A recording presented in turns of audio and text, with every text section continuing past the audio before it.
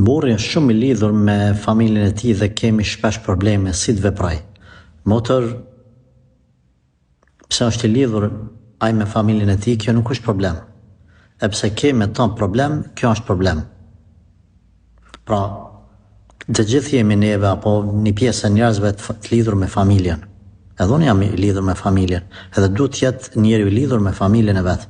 Nëse nuk është për familjen e vet, për kë do të jetë ai? Këtu nuk kam synim me familjen vetëm vëllezër, motra, baba dhe nanë. Edhe bashortja hyn familje, edhe vladët hyn familje. Njeriu duhet të sakrifikojë, të bëhet kurban për ta. Por, asesi kjo lidhje me familjen e tij nuk nënkupton në mënyrë automatike që ai me pas keq kuptime me ty, me pas zënka ose probleme, secili duhet m'ia dhënë hakun e vet. Ti këtë parimisht këtë lidhje të ti me familjen duhet parimisht të admirash.